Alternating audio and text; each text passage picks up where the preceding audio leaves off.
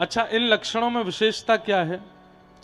ये वे लक्षण हैं जो लक्षण मानव यदि अपने जीवन में लावे तो ठाकुर जी के अधर का अधिकारी बन सके, ठाकुर जी के सामीप्य का अधिकारी बन सके। हम सबको उद्देश्य है कि हम सब ठाकुर जी की प्राप्ति करना चाहें, पर ठाकुर जी की प्राप्ति के लिए उनके अनुकूल बनना बहुत जरूरी है।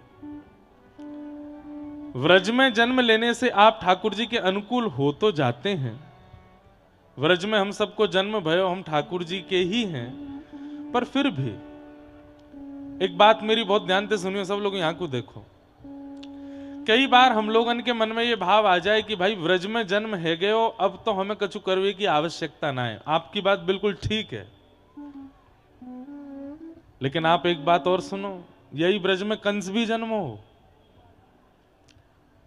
यही ब्रज में राक्षस भी आए हैं कई। वह यमुना जल को 24 घंटा अपने रोम रोम में पिरोवे वारो वो कालियानाग भी है। भैया ये कट क्यों रही है आवाज इतनी वंशी की? या तो हमारे वाले स्पीकर बंद कर दो मंच के। तो क्या बता रहा था मैं कि हाँ, तो कई बार हम लोगों को ये अभिमान है जाए कि हम भैया ब्रज में जन्मे हैं, कैसे ना इतराऊं मैं। कहा मिलो है? बरसाना मिला है। खूब बढ़िया इतराओ, बरसानो मिलो है। खूब बढ़िया इतराओ, आपको वृंदावन मिला है, नंदगाम मिलो है, गोवर्धन मिलो है, डीग मिलो है, जटेरी मिलो है। पर इतरावे को अधिकार तब है जब आप ठाकुर जी के गुणन से युक्त हो, ठाकुर जी के प्रिय गुणन से युक्त हो। नहीं तो ये अहम गोपियों के चित्त में भी आया था। रास विहार करते समय तो ठाकुर जी उनको छोड़ करके भी चले गए। हम व्रज में जन्मे हैं, ये हमारा सौभाग्य है। बाहर के जन्मे लोगन को थोड़ी कठिनाई है सके ठाकुर जी के योग्य बनने में। अरे हम ब्रजवासीन को इतनी कठिनाई को सामना ना करना पड़ेगा, हम तो बहुत जल्दी ठाकुर जी के रह सकें, पर हम प्रयास ना करें या अभिमान में प्रयास ना करें कि हम ब्रज के, हम तो ठाकुर जी के ही हैं, जन्मते ही ठाकुर जी के हैं भैया हम ठाकुर जी के। लेकिन कभी अपने गुण दोषन पे स्वयं चिंतन करो। ठाकुर जी बड़े कृपालु हैं, ब्रजवासीन में दोष ना देखें, लेकिन हमको स्वयं देखने चाहिए कि हम में कहा दोष है। कहीं वो ठाकुर जी की सेवा में कष्टदायी तो नहीं है, कहीं वो ठाकुर जी की सेवा में ठाकुर जी को कष्ट तो नहीं दे रहे हैं। इसलिए वेणु वंशी के लक्षण क्या हैं? वंशी का सबसे पहला लक्षण कल मैंने बताया कि वो दोष युक्त होते हुए भी ठाकुर जी के सामने दोष छुपाती नहीं, अपने समस्त छिद्रों को प्रकट कर देती। दूसरा लक्षण कल हमने सुना था सहनशीलता, बहुत सहकर के वंशी बनती है। आज बहुत सुंदर प्रसंग है वेणु गीत में, इसलिए बहुत ध्यान से सुनना। तीसरा वेणु का लक्षण क्या है? पूर्ण अधीन। वंशी पूर्ण अधीन रहती है, स्वर उसके पास है, योग्यताएं उसके पास हैं, आकर्षण करने की योग्यता उसके पास है, लेकिन सारी योग्यताएं होते हुए भी ठाकुर जी के अधीन रहती है। आप चाहोगी तो बजूंगी, नहीं तो नहीं। ये सारे लक्षण हम सब ला सकते हैं अपने चित्त में। चौथा, कल इन पे विस्तार से चर्चा हुई इसलिए केवल मैं नाम बोल रहा हूं। चौथा वेणु का लक्षण क्या है? बिचौलिया। वंशी बजती है, सबको प्रिय लगती है, लेकिन वंशी से ना वंशी बजाने वाले से प्रेम होता है। वंशी बिचौलिया है, सबको खींचती तो है, पर खींच करके अपने पास नहीं, अपने स्वर को साधने वाले ठाकुर जी की ओर ले जाती है, बिचौलिया है। तो ये चार लक्षण हम लोगों ने कल सुने थे। अब विषय मैंने ऐसा उठा लियो है कि बहुत एकाग्र चित्त और शांति की आवश्यकता है, पर राधा कुंज बिहारी तो सुन ही रहे हैं, बहुत ध्यान से सुनिए। दो लक्षण और जो कल चित्त में आए कि वंशी में और दो कौन से लक्षण है? पहला नहीं, पांचवा लक्षण, चार तो कल हमने सुने। पांचवा लक्षण है संग्रह नहीं करती। आपने राग देश बजाया, राग मालकोश बजाया, ये तो जो वंशी बजाना जानते हैं उनके लिए बात है। आपने चाहे जो राग बजाया, सब उसके अंदर आते हैं पर ठहरते नहीं, संग्रह नहीं करती। ठाकुर जी को प्राप्त करने वाला व्यक्ति संग्रही नहीं होना चाहिए। बहुत इकट्ठा करने वाला व्यक्ति भगवत प्राप्ति नहीं कर सकता। जिसके अंदर बांटवे की ज्यादा क्षमता है, दैवे को ज्यादा मन जाको रे हमेशा, वो ठाकुर जी का अधिकारी बनता है। हम लोगों के अंदर संग्रह वृत्ति बहुत है। कोई न कछु दे दियो तो वह संभाल के रखेंगे, अपने प्रयोग में लेंगे, ठीक है, अच्छी बात है, ये मानवीय स्वभाव होता है। पर मानवीय स्वभाव और भक्त स्वभाव में अंतर भी तो है। भक्त स्वभाव कैसा है? वो विक्रय करता है, वो बांटता है, वो लुटाता है। संतों में और हम गृहस्थियों में अंतर क्या है? हम गृहस्थी सब संग्रह करते हैं, वो संत सब बांट देते हैं, जो आए उसको दे दें। आपने कोई बढ़िया वस्तु दी, आपके बाद कोई आए तो वागू दे देंगे। आप कई बार क्रोध भी कर सकते हो, महाराज जी हम बड़ी दूर से आपके लिए लाए थे, आपने उसको दे दी।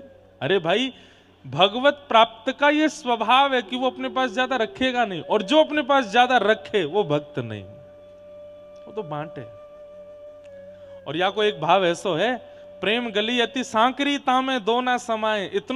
इतनी छोटो हृदय हमारो, वहां में प्रिया लाल जी विराजमान है, और कोई के लिए स्थान है नहीं वहां पे, इसलिए सब बांट दें। अरे कहां तक कहें, भाई छोड़िया बंधु छोड़िया, छोड़िया जग सोई। मीराबाई कह रही हैं, भाई छोड़िया बंधु छोड़िया, छोड़िया जग सोई। साधुअन संग बैठ बैठ, साधुअन संग बैठ बैठ, साधुअन संग बैठ बैठ, लोक लाज खोई रे। मेरे तो गिरधर गोपाल, मेरे तो गिरधर गोपाल, दूसरो न कोई, दूसरो न कोई। कहने वाली बात है बंधुओं, ठाकुर जी जीवन में आएंगे ना तो आप रहोगे परिवार में, आप रहोगे माताजी पिताजी पत्नी पति बच्चन सबन के बीच में रहोगे, पर पता नहीं क्यों सबके बीच रहते हुए भी एक सन्यास जैसी स्थिति रहती है। कोई बहुत आसक्ति नहीं है उन सब के प्रति, और ये हो जाती है। इसलिए मैं तो आजकल युवा बहुत आते हैं कथाओं में, तो उनको समझाता हूं कि भाई ये मार्ग अच्छा तो बहुत लग रहा है, लेकिन सब छूट जाएगा, ध्यान रखियो यह बात को। परिवार वाले शिकायत करते रहेंगे, हम ते बात ना करे, हमारे पास बैठे ना आए, हम ते मिले ना आए, हम ते बोले ना आए, हम ते कुछ सुख दुख की कहे ना आए।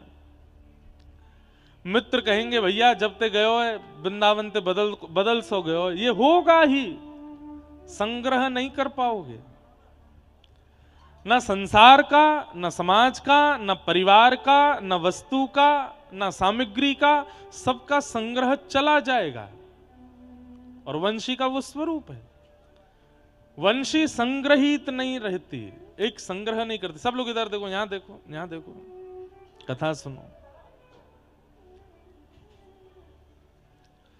अच्छा आप कहोगे राग रागनिया, वंशी में कछु भी डालो, वंशी के छिद्र में कुछ भी डाल दो, दूसरी तरफ से निकल जाएगा, नहीं रह सकता उसके पास। इसलिए ठाकुर जी के अधर पर है, संग्रह नहीं करती है। और वंशी का एक लक्षण और है, छठवां लक्षण, ये दो लक्षण और आए, मैं तो कल तक कुछ ना कुछ ढूंढता ही रहूंगा, लेकिन ये सारे लक्षण वो हैं जो मानवों के अंदर आ सकते हैं। लक्षण निकालने को तो 100 लक्षण आप ढूंढ लोगे। वाह, आज देखो मंच पर क्या बढ़िया शोभा बनी है, कबूतर बैठे, अभी अभी खरगोश भी आएगा। वाह, कितना आनंद है। ये सुख जटेरी में ही है, और तो कहीं ऐसा बन ना सके।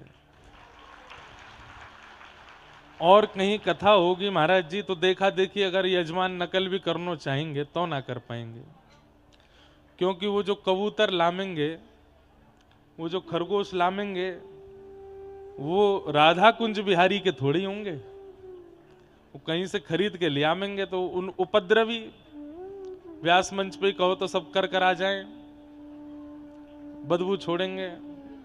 पर ये देखो राधा कुंज बिहारी केंदु सब रे सामने बैठ गए। बोले क्यों? श्रोता हैं, श्रोतान को सामने बैठना चाहिए, तो वहां जाके बैठ गए। जब मैं आयो कहो तब यहीं खेल रहे। अभी खरगोश भी आए हैं। वाह, मानो ऐसो कि जैसे यहाँ हमारे भारतवर्ष के अलग अलग स्थानों से सब संत जन पधारे, कोई महापुरुष स्वयं नहीं आ पाए तो अपने प्रतिनिधि भेजें। बोले जटेरी में कथा चल रही है, हम नहीं जा पा रहे, तुम चले जाओ हमारी तरफ से। तो श्री राधा कुंज बिहारी लाल जी मन में सोच रहे हैं, बोले मैं जाऊंगा तो हबड़ तबड़ है जाएगी, तो अपने प्रतिनिधि भेज दिए खरगोश और कबूतर। जाओ कथा सुन के आओ। और आश्चर्य की बात है, देखो मैया ने कैसो आनंद आयो। टीवी में जब ते दिख गए कबूतर, है देख भूरो भूरो सो है।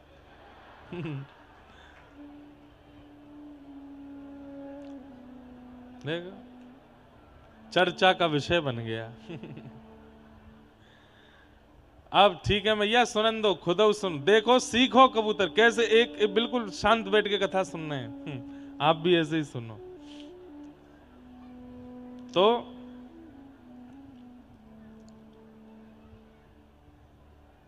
वंशी का पांचवा लक्षण क्या है? वो संग्रह नहीं करते अपने पास। सब लोग ध्यान से सुनो, इधर देखो। फिर रात्रि में भाव आया छठवा भाव, और मैं 10 पूरे करके जाऊंगा कल तक। 7, 8, 9, 10 4 और गुण ढूंढ ही लूंगा वंशी के। और वंशी के वह गुण जिनसे ठाकुर जी के अधर की अधिकारिणी बनी और हम भी उसका पालन कर सकें। वंशी का छठवा गुण लगा कि वंशी अभय प्रदान करती है। वंशी से कोई भयभीत नहीं हो सकता। वंशी से कोई भयभीत नहीं होता, सबको अभय देती है।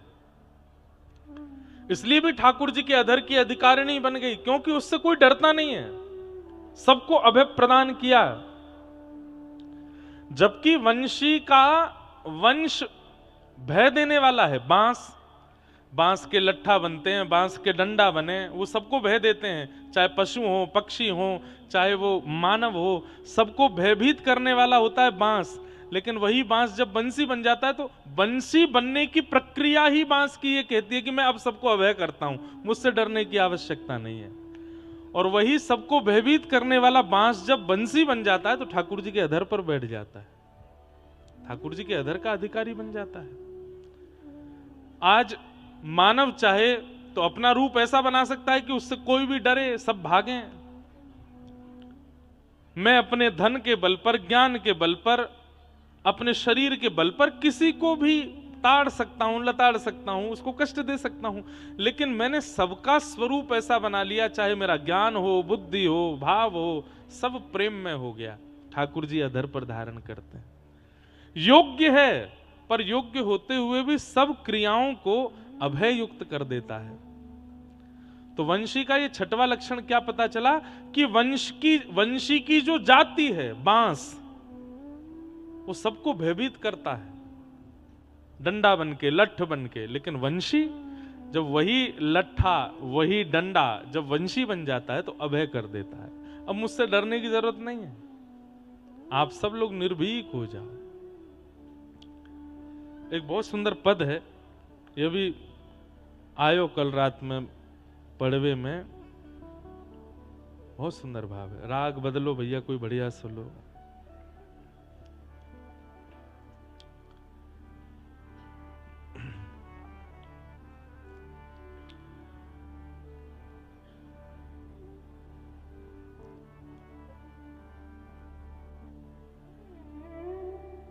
कौन सा लियो है?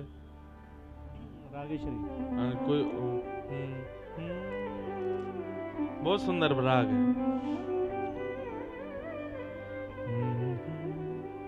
मुरली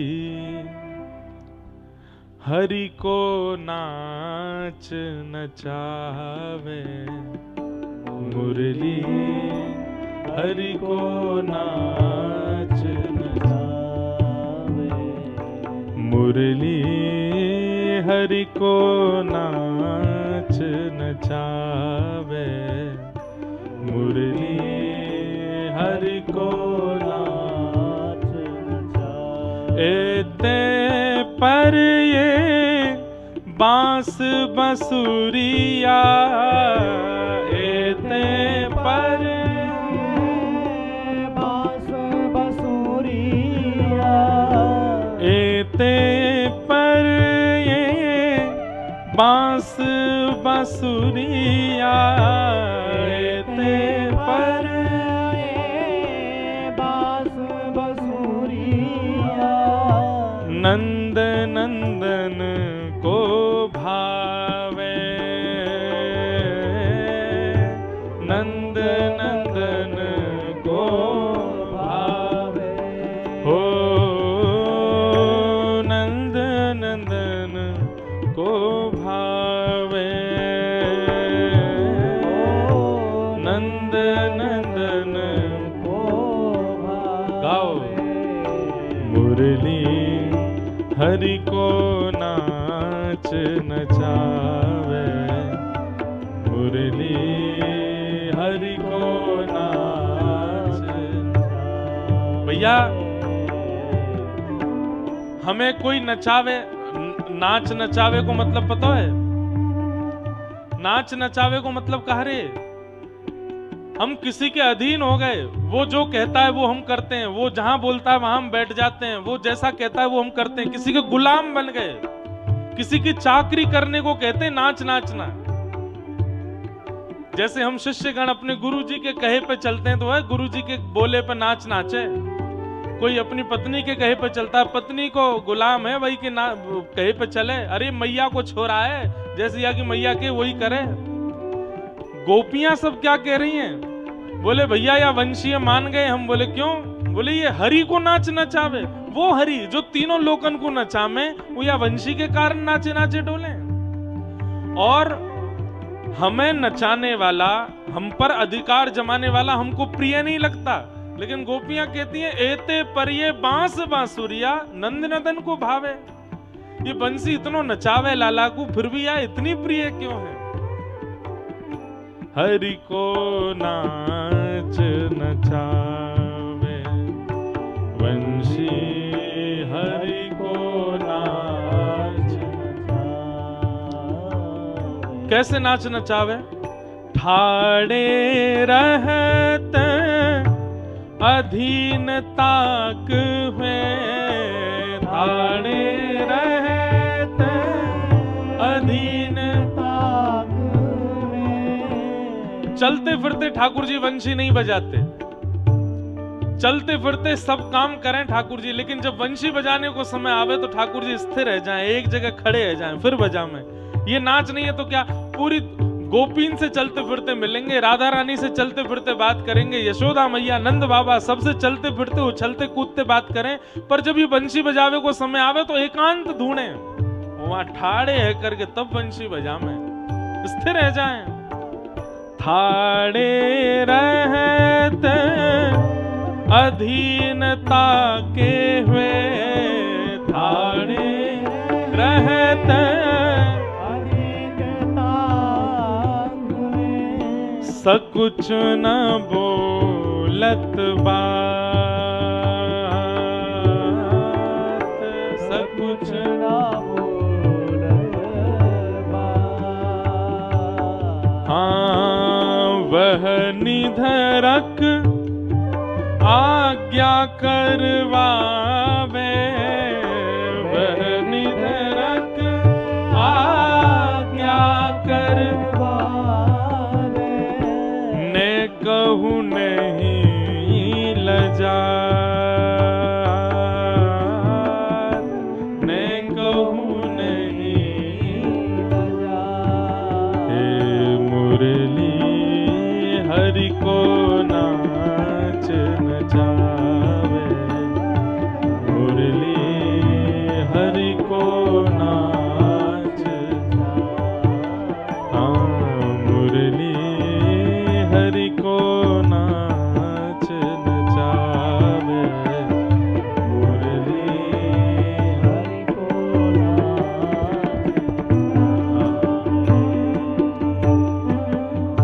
हम पर रिस, गोपियां गा रही हैं, हम पर रिस कर कर अवलोके, हम पर रिस कर कर नासा फूट फरकावे, नासा फूट फरकावे। हे सूरदास जब जब रीझत है, सूरदास जब जब रीझत है, सूरदास जब जब रीझत है, सूरदास जब जब रीझत ओ है, तब तब शीश डुलावे, तब तब शीश डुलावे, मुरली हरि को नाच नचावे, मुरली हरि को नाच जावे। मुरली हरि को नाच नचावे, मुरली हरि को नाच मुरली हरि को नाच नचावे, मुरली हरि को नाच।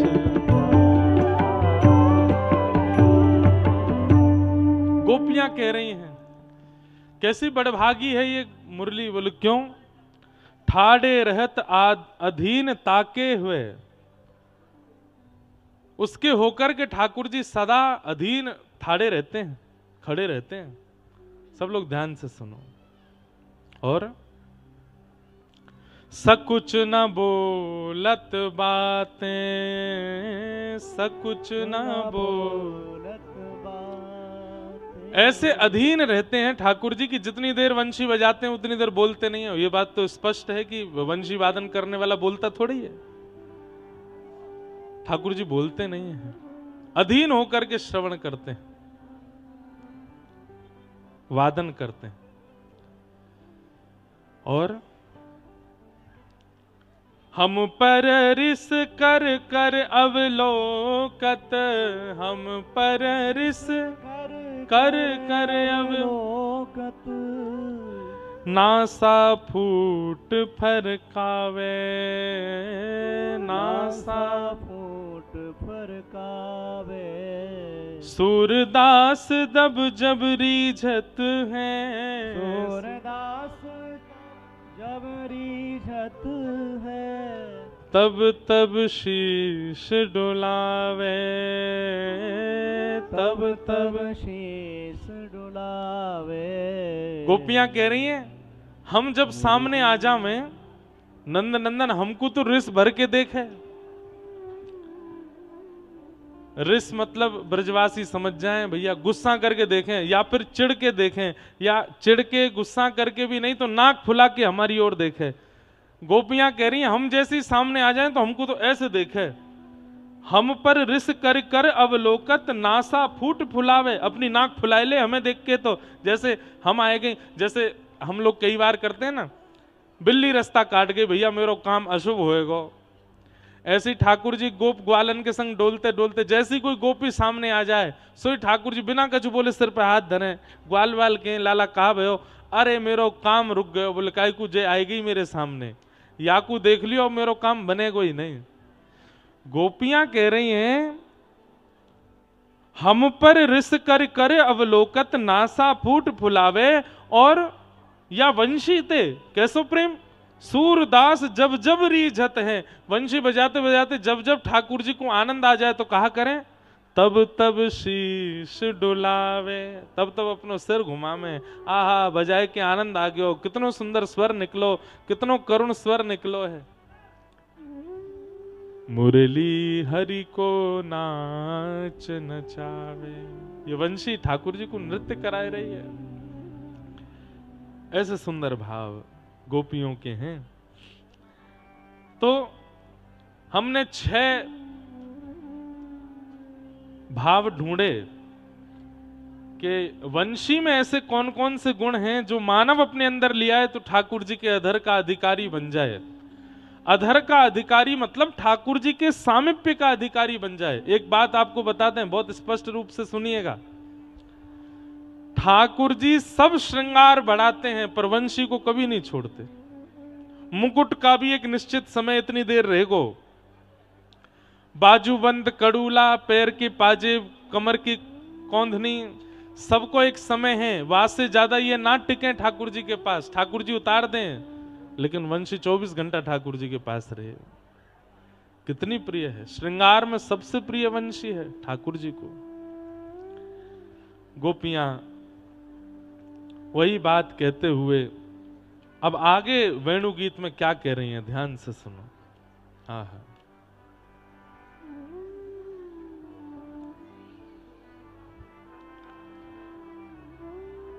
कि गोप्य किमाचरदयं कुशलस्म वेणु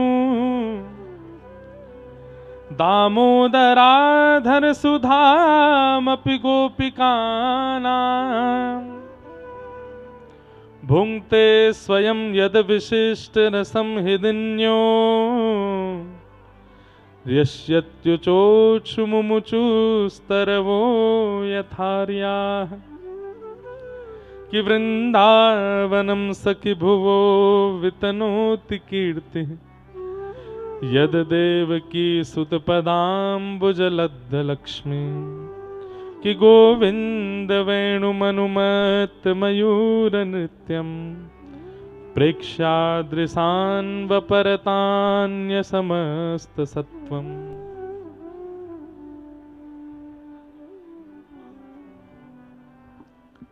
सावधानी से सुनो भैया। गोपियां कह रही हैं, अरे देखो तो वन में गए हुए श्याम सुंदर के वेणु रव को सुनकर के वृक्षों से पानी निकल रहा है। वृक्ष जल का संचय कर रहे हैं।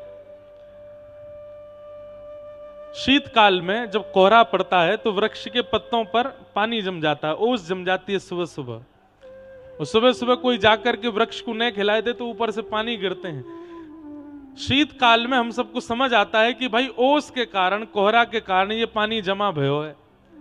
लेकिन सामान्य ग्रीष्म ऋतु में भी वही पेड़ वैसे ही पानी छोड़ने लगते हैं, वैसे जल का संचार उनके पत्रों से प्रकट होने लगता है। कब? जब ठाकुर जी वंशी का नाद करते हैं। गोपियां आपस में चर्चा कर रही हैं, बहुत अंतरंग वार्ता है, न ध्यान से सुनो। गोपियां आपस में चर्चा कर रही हैं, अरे भैया ये वृक्षंसों जल प्रवाह क्यों है रो है। और ये याद रखिएगा, ठाकुर जी किलोमीटरों दूर वन में हैं, ये गोपियां घर में बैठ के वंशी रव सुनकर के अपने मन की स्थिति से चर्चा कर रही हैं। वेणु गीत में ठाकुर जी की वेणु की ध्वनि आ रही है और उन गोपियों के मन से भाव प्रकट करा रही है। एक गोपी बोली, मोए तो ऐसा लगे ये वृक्षों के हर्षाश्रु हैं। हर्षाश्रु कौन से हैं? बोले हर्ष में आने वाले अश्रु।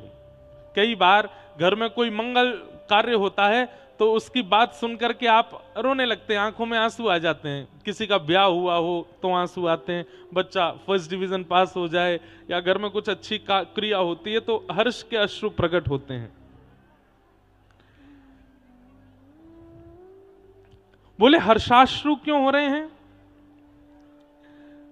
तब वृक्षों ने आपस में ये बात कही, बोले भैया या वंशी को देखकर के हमारे नेत्र सजल या मारे है रहे कि हम जड़ हैं, हमारा स्वरूप चैतन्य नहीं है, हम जड़ हैं।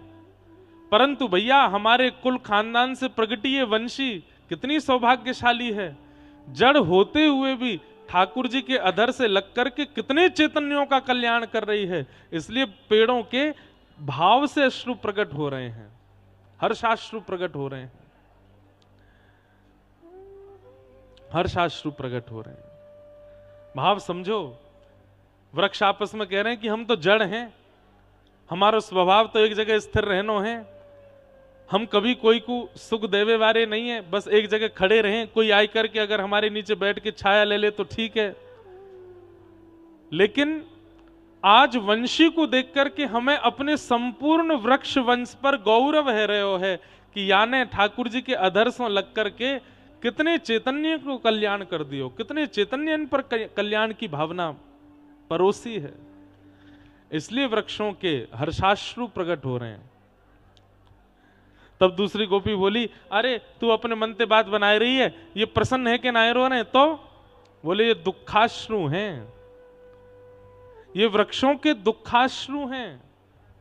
के मुझे अपना बनाए, नींद चुरा के मुझे अपना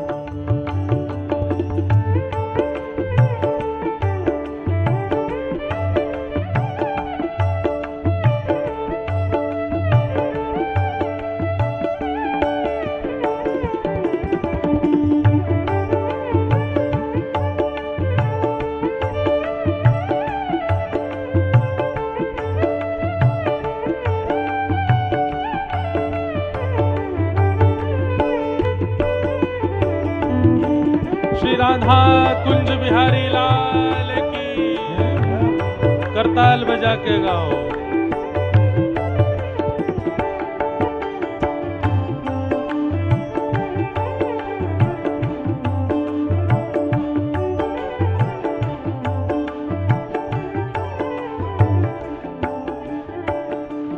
ओ भक्त तुम्हारा कान्हा तुमको पुकारे, दर्श दिखा दो मेरे प्राणों के भूले। ओ लाला तेरी वंशी बजे धीरे धीरे, ओ लाला तेरी वंशी बजे धीरे धीरे, हाँ श्याम तेरी वंशी बजे धीरे धीरे, ओ श्याम तेरी वंशी बजे धीरे धीरे। कथाओं में आधुनिक भजन काफी आ गए हैं, लेकिन ये पुरानी पुरानी धरोहर है जो हम बचपन में सुनते, पुरानी कथाओं में कभी पूज्य पिताजी आदि वक्तागण उस समय गाते थे।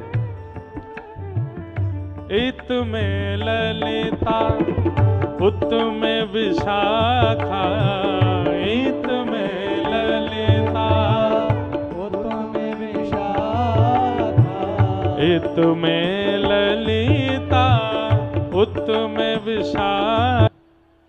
ये आनंदाश्रु हैं। तब सब गोपियां बोली, बोले आनंदाश्रु क्यों हैं?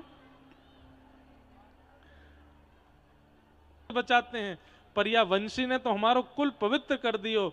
जो हाडमांश के भीतर विराजमान दिव्य अनादि अनादि काल से कितने जन्मन से भटक रही वो दिव्य चेतना है, ये वाकु बचा रही है। आज ये वृक्ष आनंदाश्रु से रो रहे हैं।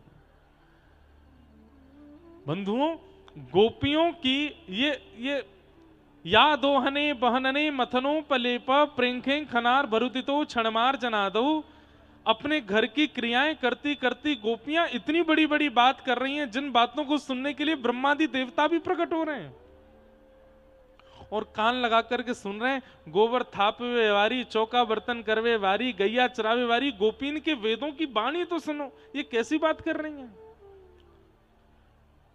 और रही बात, ये गोपियां वहां गई नहीं है, केवल अपने घर में बैठ करके श्रवण कर रही हैं और वेणु की ध्वनि सुन करके संपूर्ण योजना बना रही। तब गोपियां आगे चर्चा करती हैं कि वृंदावनम सखी भुवो वितनोति कीर्तन, यद्देवकी सुत पदाम्बुजलब्ध लक्ष्मी, गोविंद वेणुमनुमत मयूर नृत्यम प्रेक्षादृशान्वपरतानयसस्तसत्वम्। वेणु गीत इतना अच्छा है, हमने शुरू तो कर दिया जटेरी धाम में, पर अभी मुझे एक बार और कहीं ना कहीं इसको करना पड़ेगा, तभी मेरे चित्त को शांति मिलेगी, क्योंकि अभी मैं अच्छे से कर नहीं पा रहा हूं। बीच में माताएं उड़ जाती हैं, भाई लोग उड़ जाते हैं, तो थोड़ा रस कहते कहते कहीं कहीं छूट जाता है। बहुत सुंदर भाव है गोपियों के। गोपियां कह रही हैं, एक गोपी बोली, अरे तुम सबरीवा कन्हैया के मुक्ते लगी भाई वंशी को देख रही हो, नेक नजर घुमाए के वृंदावन को तो देखो, आज वृंदावन कितनो सुंदर लग रहा है। आहा, वृंदावनम सखी भुवो वितनोति कीर्तिम। गोपियां कह रही हैं, अरे हम गोपी काय को बन के आए गई, हम यहां वृंदावन की कोई रजकण बन के आ जाते। अरे देख तो सखी, जब जब श्याम सुंदर या वृंदावन में रमण करें, जा कुंज लता, जा सघन कुंज में प्रवेश करें। बंधुओं, ये कुंज निकुंज निवृत्त निकुंज सघन कुंज, ये केवल व्रज में ही दर्शन मिलते हैं और कहीं नहीं मिलते। क्यों? हमारे जटेरी धाम में आप लोगों को एक बात बताऊं, जटेरी में ऐसी कई कई लताएं हैं इन वृक्षों, इन पहाड़ियों पर, जो व्रज की पहचान कराने वाली लताएं थी, और वो अब ब्रजमंडल में नहीं है। ब्रजमंडल में, वृंदावन में, गोकुल में, बरसाना, नंदगाम में वो उन लताओं का दर्शन ही नहीं होता। वो लताएं आज भी जटेरी के पर्वतों पर बची हुई हैं। वैसे ये ताली बजाने वाली बात नहीं है, आपने तो इसलिए बताई, चलो हमारे जटेरी में वो लताएं हैं, पर ये दुर्भाग्य की बात है कि जो व्रज की पहचान कराने वाली लताएं थी वो व्रज में है ही नहीं। वो लताएं यहां सुरक्षित हैं। कई सारे वृक्ष ऐसे हैं जो व्रज की निधि हैं, जो व्रज में ही प्रकट होते हैं। जिन वृक्षों की कुंज में ठाकुर जी रमण करते हैं वो व्रज में नहीं है। कुछ बचे हुए हमारे तटीय स्थान में हैं, कुछ बचे हुए हमारी राधा बावड़ी आदि, कुछ बिहार वन। अच्छा, ये सारे स्थानों को भी बचाया हुआ हमारे श्री हरिदास परंपरा के सब महात्माओं ने हैं। वहां ये जैसे जटेरी धाम है, ऐसे ही आप कोसी की तरफ जाएंगे, छाता से आगे शेरगढ़ के पास विहार वन है। कोई को अवसर मिले तो काउदना ऑटो रिक्शा टैक्सी करके विहार वन और जाना, और वहां बिहार वन में जाके दर्शन करके आई हूं। कई लताएं ऐसी हैं जो केवल वहां हैं, वो भी वृंदावन में अब दिखती नहीं है। जिन लताओं के नीचे श्री जी को बैठना प्रिय लगता है, ठाकुर जी को विराजना प्रिय लगता है, साहित्यों में जिनका वर्णन दिया गया, वो बचे ही नहीं वृंदावन में, वो यहां जटेरी में हैं। उससे ये बात प्रमाणित कर सकते हैं कि यहां ठाकुर जी आते होंगे। मैं तो चाहूं कि अभी भीड़ भाड़ खूब है गई, 2 दिना को और मेला है, सब चले जाएंगे, ऐसो ही रहे ये स्थान, यहाँ ज्यादा भीड़ भाड़ हो ही नहीं, यहाँ ठाकुर जी को रमण चले। वही पहुंचे जो रसिक हैं, वही पहुंचे जिनका चित्त पूर्ण रूपेण ठाकुर जी के भाव में डूबा है। नहीं तो यहाँ की लताएं भी चली जाएंगी, ये लताएं बचे। एक गोपी कह रही है, अरे कृष्ण के व्रजरज में प्रवेश करने से और कोई बात आ गया भैया, लाओ।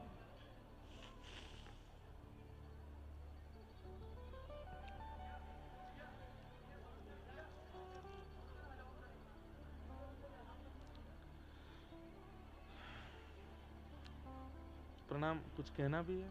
अच्छा। जय राधे राधे राधे गोविंद राधे, राधे राधे राधे गोविंद राधे,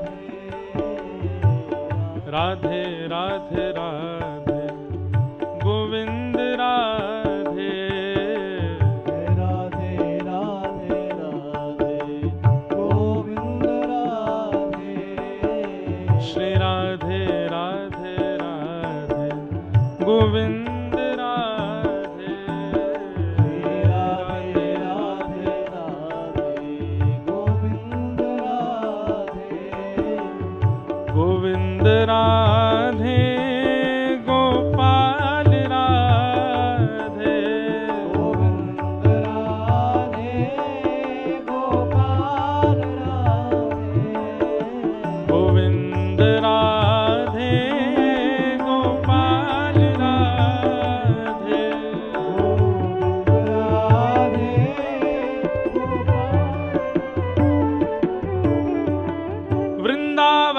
सखि भुवो वितनोति कीर्तिम यद्देव की सुध पदाम्बुज लब्ध लक्ष्मी।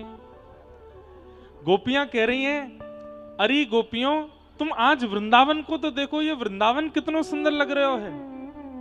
क्यों? एक गोपी प्रश्न करती है, दूसरी उत्तर देती है, और सब गोपियों के नेत्र बंद हैं, सब वंशी की धुनी सुनकर के सारी व्यवस्था को देख रहे हैं। एक गोपी बोली, ये वृंदावन इतना सुंदर क्यों लग रहा है? ये वृंदावन पहले इतना सुंदर तो ना लगता, आजकल इतना सुंदर क्यों लग रहा है? तब एक गोपी बोले जिस प्रकार व्यक्ति सामान्य सुंदर होता है, लेकिन विशेष आभूषण धारण करते ही उसकी सुंदरता में शोभा बढ़ जाती है, ठीक वैसे ही ये वृंदावन सखी है हमारी, और या वृंदावन सखी को जब से नीलमणि कृष्ण धारण करके बैठे हैं, तब से या वृंदावन सखी की शोभा बढ़ गई है। अरे कोई व्यक्ति स्वर्ण का आभूषण पहनता है, केवल सोना ही सोना पहनता है, इतना सुंदर नहीं लगता, लेकिन उसके स्वर्ण के आभूषण में अगर बीच में कोई श्वेत रत्न हो या नील रत्न हो या हरा रत्न हो तो उसकी शोभा बढ़ जाती है। अरे ये ब्रजमंडल तो पहले से ही सुंदर है, यहाँ यमुना जी हैं, यहाँ गिरिराज जी हैं, यहाँ सुंदर रज हैं, यहाँ सुंदर वृक्षवल्लरी हैं, पर जब से देवकी नंदन यशोदा नंदन नीलमणि या नग के रूप में या वृंदावन की शोभा में आए हैं, तब तो या वृंदावन की शोभा कितनी सुंदर बन गई है। तीसरी गोपी कहती है, अरे गोपी तू देख ना रही है, ये कृष्ण भी वृंदावन को सजावे में और या की शोभा बढ़ाने में कोई कमी नहीं छोड़ रहे हैं। बोले क्यों? मैंने सुनी है कि ये वैकुंठ में पादुका पहन के रहे, मैंने सुनी है कि ये हंस पर, ये गरुड़ पर, ये विमान पर बैठ करके रहे, लेकिन यहाँ वृंदावन में तो देख इनने पादुका भी नहीं पहनी, बिना पादुका के अपने चरणन से भ्रमण कर रहे हैं। अरे ये वृंदावन सुंदर यामारे लग रहे हो है क्योंकि श्री कृष्ण के निरावृत चरणों के स्पर्श से वृंदावन के रोंगटे खड़े है रहे हैं, वृंदावन आनंदित है रो है, वृंदावन मचल रहे हो है, सुंदर है रो है। एक बात, मैं ब्रज की रज में चप्पल ना पहनूं समझ में आता है, आप लोग पादुका ना पहनो। हमारे पूज्य श्री जी महाराज, अभी पलसाना वाले महाराज जी बैठे हैं यहाँ पे, सिद्धि पूरे वृंदावन में इस बात की कि श्री जी महाराज जब भी आते वृंदावन अपनी पादुका उतार देते और चप्पल पहन करके वृंदावन में नहीं रहते। क्यों? बोले जा धाम पे, जा भूमि पे हमारे नंद नंदन ने पादुका नहीं पहनी, वहां हम कैसे पहने? लेकिन नंद नंदन क्यों नहीं पहनते हैं? इसके पीछे क्या कारण है? दो कारण। पहलो कारण, ठाकुर जी को अपने चरण स्पर्शीय, ठाकुर जी को अपनी चरण स्पर्शीय रज सबको प्रदान करनी है। ठाकुर जी बोले मैं तो चलो जाऊंगा कुछ दिना की लीला करके, मेरे बाद या ब्रज में आवे वाले लोग ऐसे बावले है करके रहेंगे तो उनके लिए मैं काय रूप में रहूं? तो रज में इतनो रहूं, इतनो अपनो स्पर्श या रज को प्रदान कर दूं कि रज मेरो ही रूप है जाए, ताकि याकू शीश सो लगा के, याकू हृदय सो लगा के, याकू अपने सर्वांगीण अंग सो लगा करके व्यक्ति को मेरे भक्ति को अनुभव होए। पहली बात। दूसरी बात, पादुका हर जगह नहीं उतारी जाती, पादुका वहां उतारी जाती है जहां पर सम्मान की पराकाष्ठा पार हो, वहां पादुका उतारी जाती है। वृंदावन में ठाकुर जी पादुका नहीं पहनते क्योंकि श्री वृंदावन का सम्मान ठाकुर जी करते हैं। किरा से लेकर के और यमुना तट तक का वृंदावन मत लिया कीजिए आप। ये 84 कोस व्रजमंडल कहते हम इसको व्रज हैं, कहते हम इसको जो कुछ भी है, ये पूरा संपूर्ण समग्र वृंदावन ही है। और ठाकुर जी ऐसा नहीं कि वृंदावन में नहीं पहनते, जटेरी में पहने होंगे या कामवन में पहने होंगे, डीग में, कहीं नहीं पहनते, पादुका व्रज में पहनते ही नहीं है। और निरावृत चरणों से जब ठाकुर जी व्रजमंडल की रज में अपने चरण रखते हैं तो गोपियां कहती हैं राम कृष्ण चरण स्पर्श प्रमोद। जैसे कभी ठंडी व्यार अगर हमारी त्वचा का स्पर्श करे तो हमारे रोंगटे खड़े हो जाते हैं, कोई अत्यंत सुखद स्पर्श यदि हमारा स्पर्श करे तो हमारे रोंगटे खड़े हो जाते हैं। ऐसे ही ठाकुर जी के निरावृत कोमल चरण जब श्री वृंदावन का स्पर्श करते हैं तो वृंदावन सुख से फूल जाता है और गोपियों को सुंदर दिखने लगता है। ये कुंज निकुंज जैसे जैसे श्याम सुंदर चलते हैं तहां तहां की कुंजें झुकती चली जाती हैं। कभी अपना पत्र, कभी अपना पुष्प, कभी अपना फल ठाकुर जी के सामने प्रेषित करती हैं। हमारे व्रजमंडल में ज्यादा ऊंचे पेड़ नहीं दिखाई देंगे, ज्यादा चौड़े पेड़ नहीं दिखाएंगे। जैसे ठाकुर जी त्रिभंग लली हैं, ऐसी व्रजमंडल की लताएं भी त्रिभंग लली हैं, ऐसी टेढ़ी मेढ़ी सी हैं। क्यों? ठाकुर जी चल करके आए किसी वृक्ष के नीचे, ठाकुर जी को मन है कि मैं लेट जाऊं, तो वो वृक्ष तुरंत अपनी जड़ता को छोड़ के चैतन्य होकर के बिस्तर बना देता है कि श्याम सुंदर लेट जाएं। ठाकुर जी को मन है जाए यहाँ पे बैठ के नेक देर पाम चलाऊंगो, नेक देर ऐसे जैसे ऊपर लटक करके पाम चलाते हैं, सो वो वृक्ष ऐसे ऐसे आड़ बना लेता है। ठाकुर जी उस पर चढ़ जाते हैं, अपने पैर लटकाते हैं। ठाकुर जी को मन है जाए मैं हाथ अंते लटकूंगो, सो वो पेड़ ऐसी मुद्रा बना ले कि ठाकुर जी वापस चढ़ जाएं और चढ़ करके थोड़ी देर ये रूप 5000 साल पहले वृंदावन की लताओं का था नहीं, कुछ वर्ष पहले तक भी वृंदावन की लताएं ऐसी ही थी। हम लोगों के लिए तो वो जड़ हैं, पर ठाकुर जी की सेवा के लिए आज भी लताएं रूप धारण कर लेती हैं। महाराज जी कल गिरिराज जी पूजन है रो, मुझसे वैसे कोई ने मना करिए कि आप ज्यादा अपने लाल जी की अनुभव लीलाओं को बताया नहीं करो, छुपाया करो, पर मैं रह ना पाऊं कि आप लोगों को विश्वास यदि प्रगाढ़ होवेगो मेरे बतावे से तो मैं बताऊंगा। तो कल जब वहां आप और मैं नीचे सरोवर पे बैठे, ठाकुर जी ऊपर लतान में जब बैठे, तो मन में भाव आ रहा हो कहीं से सूर्य की किरण ठाकुर जी के बिल्कुल गाल पे पड़ रही, नेक सी बिल्कुल यहीं आ रही जोड़ते। मैंने कि भले ही शीतकाल है लेकिन लाला को ने चुभ तो रही होगी गाल पे।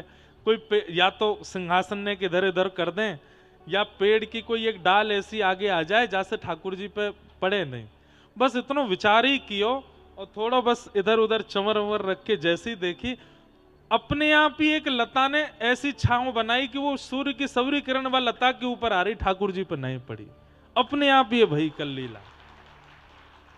आज भी वृंदावन के जितने भी वृक्ष हैं वो आज भी चैतन्य हो जाते हैं यदि ठाकुर जी की लीला उनके सघन स्थान पर हो तो। हाँ, हम आप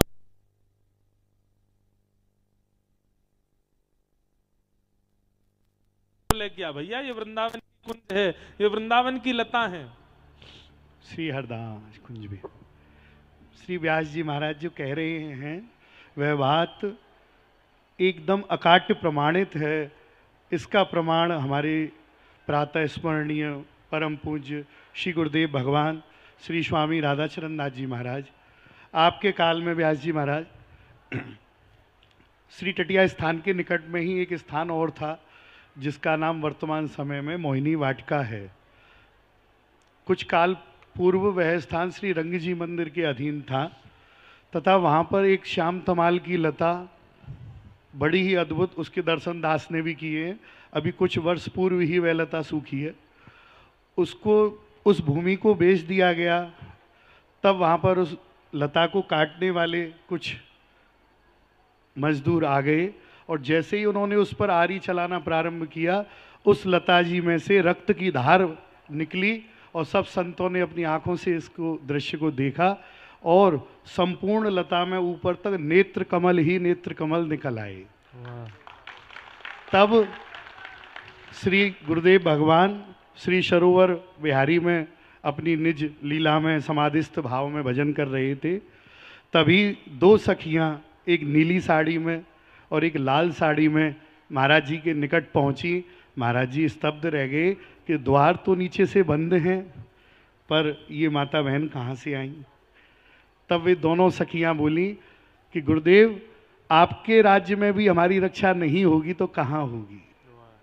महाराज जी बोले आप कौन हो। तब बोली कि हम प्रियालाल की सखी हैं। तब महाराज जी बोले आप कहाँ विराजो। तब उन्होंने कहा हम वहीं लता पर विराजते हैं। तब श्री गुरु जी महाराज ने संतों को भेजकर उस लता के मजदूरों को उनकी मजदूरी देकर उनको विदा किया तथा उनके मालिकों से बात करके उस संपूर्ण स्थान को ही खरीदा उन लताओं के लिए। तो आचार्य चरण कहते हैं कि वृंदावन की द्रुम अरु बेली और प्रिया लाल की सखी सहेली, ये सब प्रिया प्रीतम की सखियां हैं। रे मन वृंदा विपिन निहार, आचार्य चरणों ने श्री वृंदावन की शोभा को निहारने का आदेश दिया है, छूने का नहीं। इनको कष्ट न दें, इनके दर्शन करें, इन पर दूध फूल चढ़ाएं, इनकी कृपा का अनुभव करें।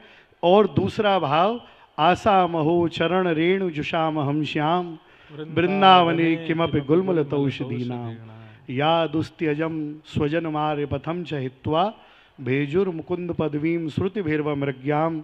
श्री ठाकुर जी से जब पूछा गया कि महाराज आपका सबसे प्रिय पात्र कौन है, तब भगवान बोले, नमे तथा प्रियतम आत्मयोनिर न शंकर न च संकर्षणो न शरीर नैवात्मा च यथा भवान।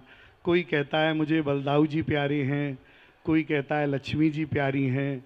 ठाकुर जी कहते हैं न मुझे बलदाऊ जी प्यारे हैं, न लक्ष्मी जी प्यारी हैं, न शंकर भगवान प्यारे हैं, और यहाँ तक कि अपनी आत्मा भी प्यारी नहीं है। तो फिर आपको प्रभु प्यारा कौन है? तो वही भगवान अपने सबसे प्रिय भक्त उद्धव जी से कहते हैं, उद्धव मुझे तो सबसे प्यारे मेरे भक्त लगते हैं तुम हो। और वही भक्त उद्धव जी भगवान से क्या विनती करते हैं कि हे प्रभु मुझे आपसे कुछ नहीं चाहिए, बस मुझे तो वृंदावन की कोई छोटी से छोटी लता बना दो, जिससे कि आपके प्रेमी संत, आपके भक्त, आपकी गोपी ग्वाल बाल जब उस मार्ग से निकल कर जाएं, उनके चरणों की रज उड़े और मेरे मस्तक पे लगे और मेरा जीवन धन्य हो जाए। जय बिहारी जी की। बहुत सुंदर महाराज जी। तो वृंदावन के जितने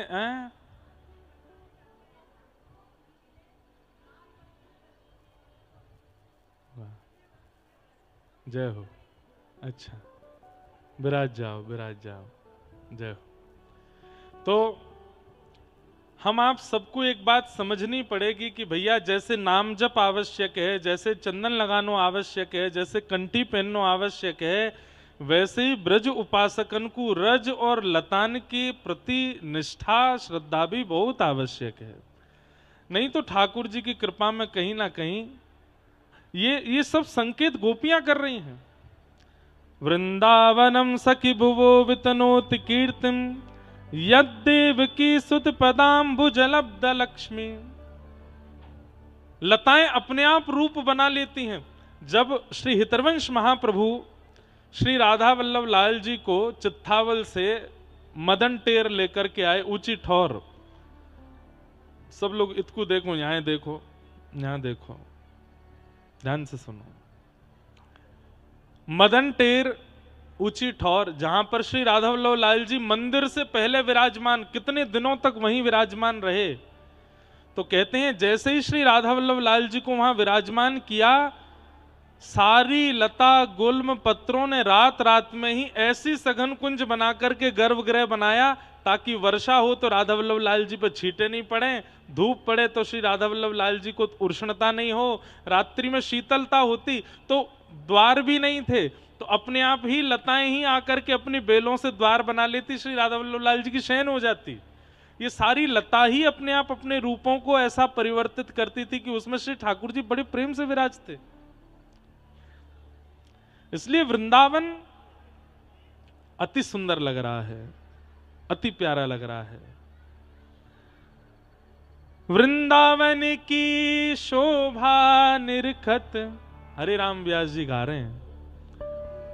वृंदावन की शोभा निरखत मेरे नैन से रात, वृंदावन प्यारो वृंदावन, वृंदावन प्यारो।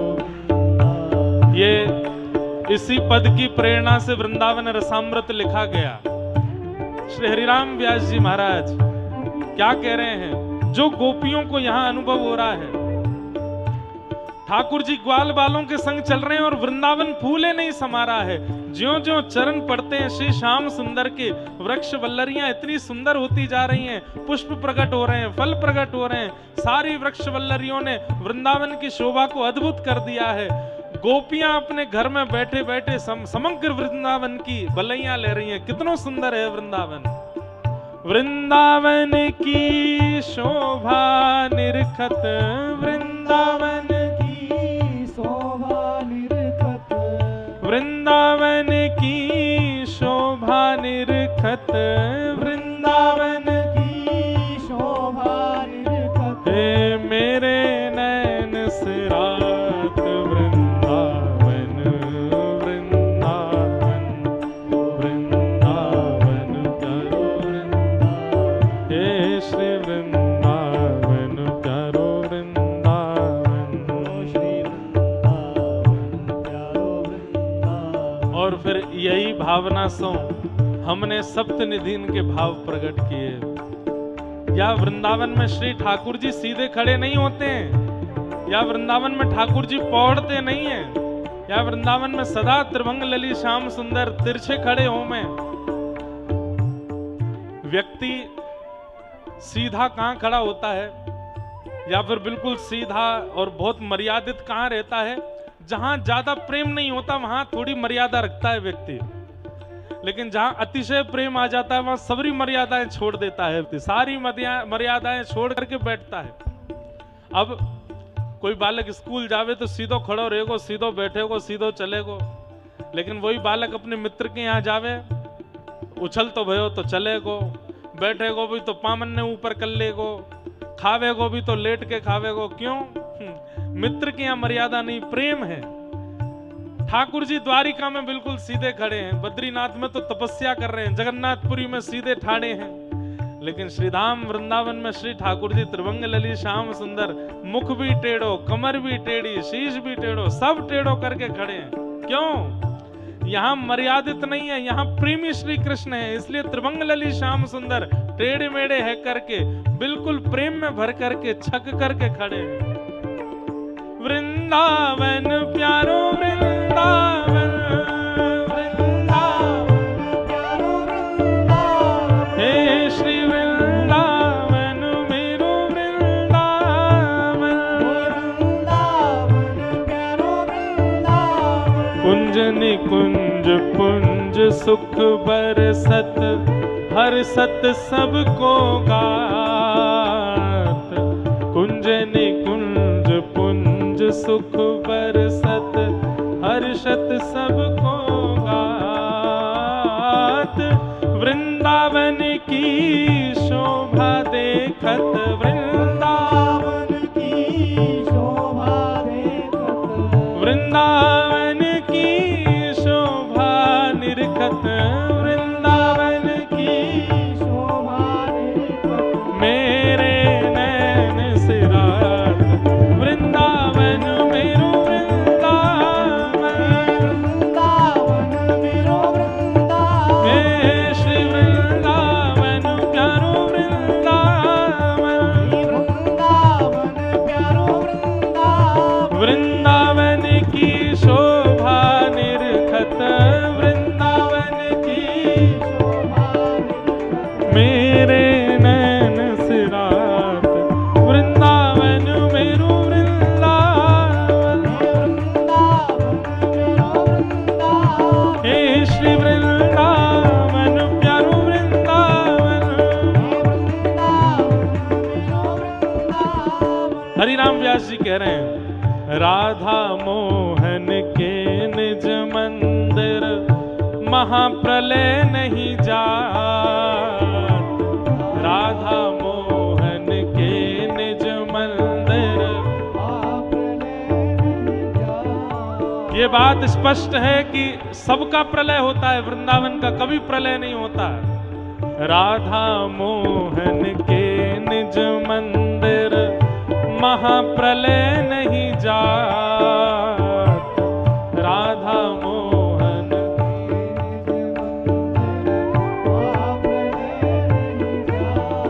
हे ब्रह्मा ते उपजो न अखंडित, ब्रह्मा ते उपजो न वृंदावन को ब्रह्मा जी ने नहीं बनाया, ये 84 कोस ब्रह्मा के द्वारा निर्मित नहीं है।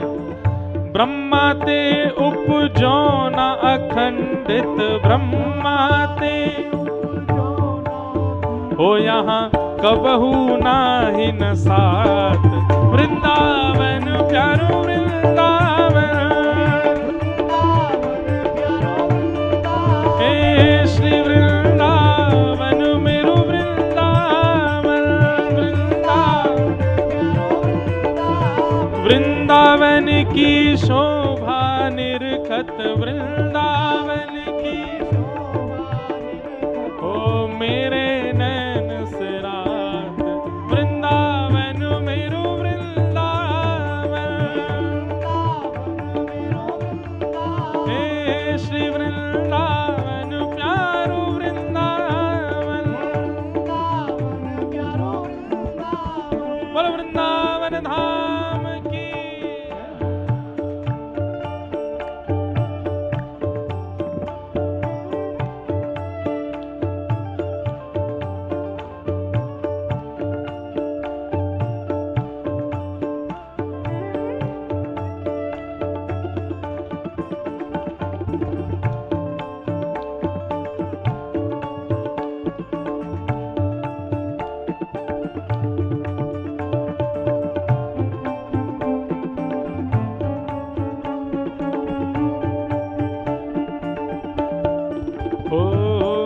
निर्गुण सगुण ब्रह्म ते न्यारो, बिहरत सदा सुहार।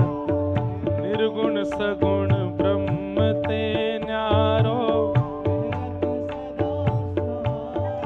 ओ निर्गुण सगुण ब्रह्म ते न्यारो, बिहरत सदा सुहार।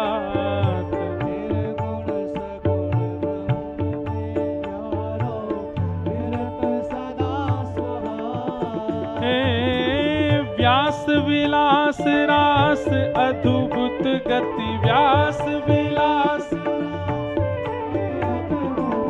व्यास विलास रास अद्भुत गति, व्यास विलास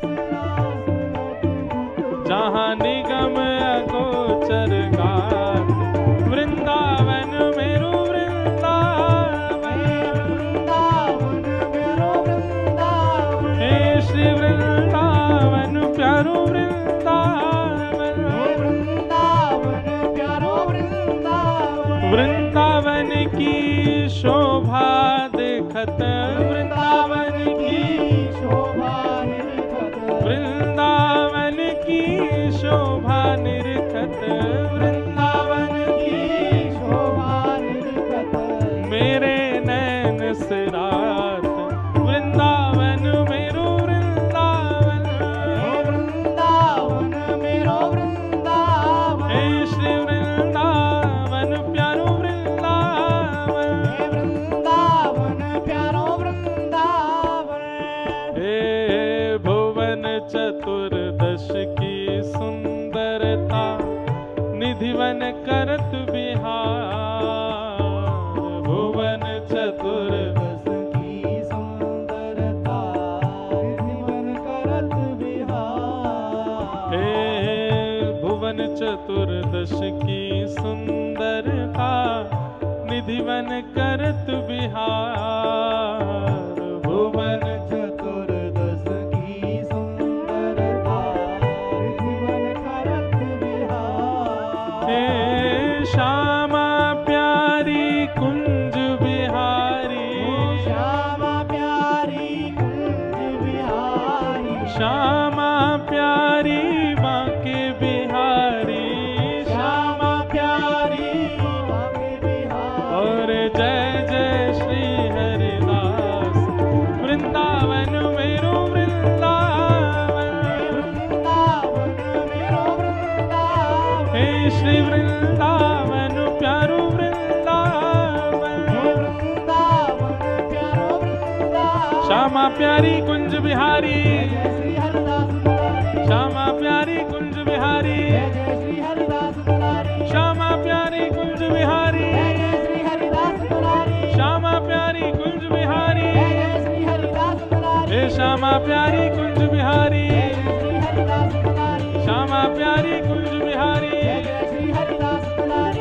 श्यामा प्यारी कुंज बिहारी, श्यामा प्यारी और जय जय श्री हरिदास। वृंदावन मेरो वृंदावन, हे श्री वृंदावन प्यारो वृंदावन।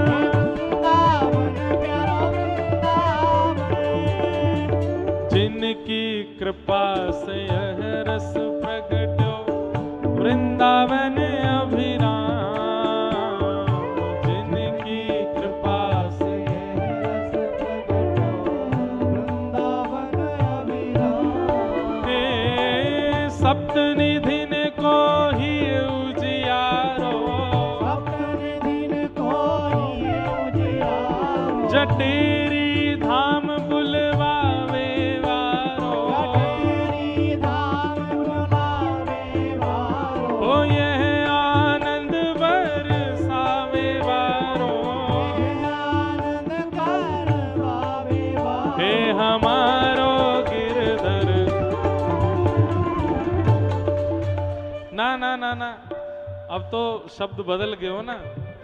ओहो यह आनंद करवावे वारो, यह आनंद करवावे वारो। ओ प्यारो राधा गिरधर लाल, वृंदावन मेरो वृंदावन, हे श्री वृंदावन प्यारो वृंदावन। हे श्यामा प्यारी कुंज बिहारी, हे श्यामा प्यारी कुंज बिहारी, हे श्यामा प्यारी कुंज बिहारी, श्यामा प्यारी कुंज बिहारी, हे श्यामा प्यारी कुंज बिहारी, श्यामा प्यारी कुंज बिहारी, ओ श्यामा प्यारी कुंज बिहारी, श्यामा प्यारी कुंज बिहारी, श्यामा प्यारी कुंज बिहारी, और जय जय श्री हरिदास। वृंदावन मेरो वृंदावन, हे श्री वृंदावन मेरो वृंदावन, हे श्री वृंदावन प्यारो वृंदावन, हे श्री वृंदावन मेरो वृंदावन। जय राधे राधे, श्री राधे राधे, जय राधे राधे, श्री राधे राधे, वृषभानु दुलारी, हरिदास दुलारी, हरिवंश पियारी, श्री कृष्ण पियारी, बरसाने वारी, वृंदावन प्यारी, जय श्यामा प्यारी, जय कुंज बिहारी, हरिदास दुलारी, जय राधे राधे, श्री राधे राधे, जय राधे राधे, जय जय श्री राम, जय जय श्री राम, जय जय श्री राम।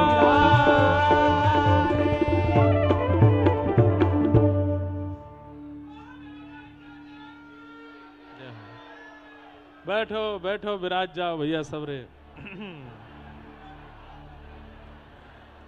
वृंदावनम सखी भुवो वितनोति कीर्तिम, यद्देव की सुध पदाम्बुजलब्ध लक्ष्मी। सुनो सुनो सुनो सबरे, बैठो बैठो, एक बात सुनो, बहुत जरूरी बात करनी है मोए आप सबंते। जल्दी बैठो जल्दी बैठो, ऐसे ही बैठ जाएं तो मान जाओ भैया। कोई ने मोते एक बात कही,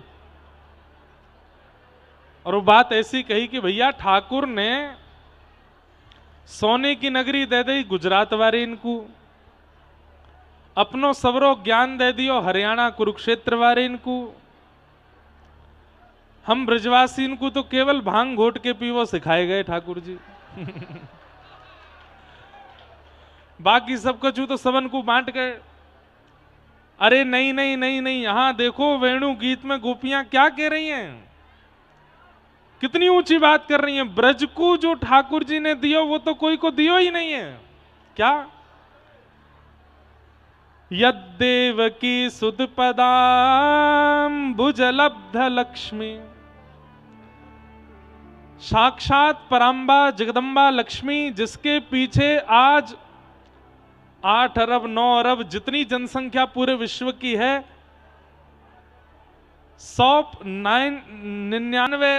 99% नहीं 99.9% लोग लक्ष्मी के पीछे ही भाग रहे हैं आज। पर वो लक्ष्मी भी जिनके चरणों का स्पर्श नहीं कर पाती, सदा चरणों में बैठी रहती हैं कि हे नारायण आप मुझे कृपा करके आज्ञा दें, मैं आपके चरण दबाऊं। लक्ष्मी जी चरणों में बैठी भले ही रहती हैं, पर दबाने की आज्ञा ठाकुर जी देते नहीं हैं। हमारे पूज्य पिताजी कथा में सुनाते हैं, लक्ष्मी जी चरण दबाने बैठी तो ठाकुर जी बोले बहुत तेज दबा रही हो, थोड़ा धीरे दबाओ। तो लक्ष्मी जी ने चरण थोड़े धीमे किए, बोले और तेज लग रहा है, थोड़ा और धीरे दबाओ। तो और धीमे कर लिए, बोले और तेज लग रहा है, थोड़ा और धीरे करो। तो लक्ष्मी जी ने चरणों से अपने हाथ ऊपर करके छाया से जैसे ही चरण दबाने लगी, ठाकुर जी बोले हाँ अब ठीक है, छाया से दबाओ। इतने कोमल हैं ठाकुर जी के चरण।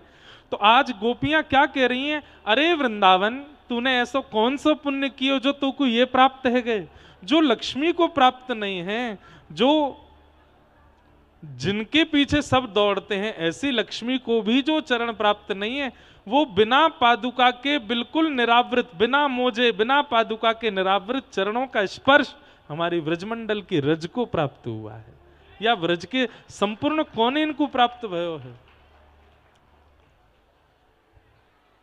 आहा, यद्देवकी सुत पदाम्बुजलब्ध लक्ष्मी। श्री हरिराम व्यास जी का एक पद मैं गाता हूं ना कथा में, जहां श्री राधा चरण रेणु की कमला लेत बलैया, जहां श्री राधा चरण रेणु की कमला लेत बलैया, आतुर वन में व्यास पुकारे, आतुर वन में व्यास पुकारे, है को रसिक सुनैया सुनैया, वृंदावन साचो धन भैया, वृंदावन साचो धन भैया। ये वृंदावन साचो धन है। क्यों कहते हैं? वैसे तो कमला और श्री किशोरी जी में कोई भेद अंतर नहीं है, लेकिन फिर भी हमारे ब्रजवासी कह दें कि लक्ष्मी सीधे किशोरी जी की बलैया नहीं ले पाती हैं, तो किशोरी जी जब उठ करके चली जाती हैं तो उनके चरण जहां रज में अंकित हो जाते हैं, उस रज की बलैया लेती हैं लक्ष्मी जी। आहा, जहां श्री राधा चरण रेणु की कमला लेत बलैया। चरण कितने प्यारे होंगे। धन धन राधिका के चरण, धन धन राधिका के चरण, धन धन राधिका के चरण, धन धन। अच्छा सुनो, आप कहोगे महाराज जी द्वारिका में भी कभी ना कभी ठाकुर जी बिना पादुका के घूमे होंगे। हाँ ठीक है, मान लो घूमे होंगे, चरण रज द्वारिका को भी मिली है। ठाकुर जी कभी कभी कुरुक्षेत्र में भी हो सकता है युद्ध की भूमि पर ठाकुर जी की चरण पादुका उतर गई हो, तो थोड़ी बहुत रज कुरुक्षेत्र की रणभूमि को भी मिल गई होगी। पर द्वारिका कुरुक्षेत्र को ठाकुर जी की चरण रज मिल गई होगी, प्रिया जी की चरण रज तो फिर भी नहीं मिली। या वृंदावन की रज को तो श्री श्यामा श्याम की चरण रज प्राप्त भई है। या हमारी ये वृंदावन अति सौभाग्यशाली है। आज घर में बैठी बैठी गोपियां ठाकुर जी की नहीं वृंदावन की बलैया ले रही हैं। अरे वृंदावन तू कितनो भाग्यशाली है, तेरे ऊपर श्याम सुंदर निरावृत नंगे पांव विचरण करें, नंगे, अरे तो पे बैठ जाएं, तो पे लौट जाएं, तेरे संग कितनो आनंद करें। अरे वृंदावन, हम गोपी क्यों बन के आई, हम वृंदावनी बन के आती या कि रज की कण बन के आए जाती। आहा। सुभग शीतल अति कोमल, सुभग शीतल अति कोमल, कमल के सेवरण धन धन। अच्छा एक बात आपने देखी, मंदिर के सामने रज पे नंगे पांव चलो, ये जो पथ बनो भयो है जहां हमारी कुटिया है, मेरो तो मन ही ना करे, मैं जात ना तो जटेरी आयो, ना पादुका पहनी, ना खड़ाऊ पहनी, ऐसी कोमल रज है। जब हमें चलवे में इतना सुख होवे, सोचो आज फिर भी निष्ठुर है, जब कमल कली से हमारी किशोरी जी चलती होंगी तो उनके चरण पड़ते ही रज जान मुझ करके और ज्यादा नरम है जाती होगी कि श्यामा जी आ रही हैं, श्री प्रिया जी आ रही हैं, ठाकुर जी आ रहे हैं, और कोमल है जाओ, कितना सुंदर लगे। कैसे चरण हैं किशोरी जी के, सुभग शीतल अति कोमल, सुभग शीतल अति कोमल, कमल के सेवरण धन धन, कमल के सेवरण। एक कहीं वाणी में मैंने पढ़ो कि जब हमारी किशोरी जी चलें तो चेंटा चेंटी भाग, हम जब चलें तो चेंटा भागे, अरे कहीं मुंह पे पाम नहीं धर दे, मर जाऊंगा मैं। लेकिन हमारी किशोरी जी जब चलन चेंटा चेंटी भागे ना है। बोले क्यों, इतने कोमल चरण है कि चरण पड़वे के बाद भी वो जीवित ही रहे, वहां के प्राण ना निकले। ऐसे कोमल रुई कैसे, कमल कैसे वर्ण, धन धन राधिका के चरण, धन धन राधिका के चरण। कल रात्रि महाराज जी के संग सरोवर पर बैठ के खूब बात भई।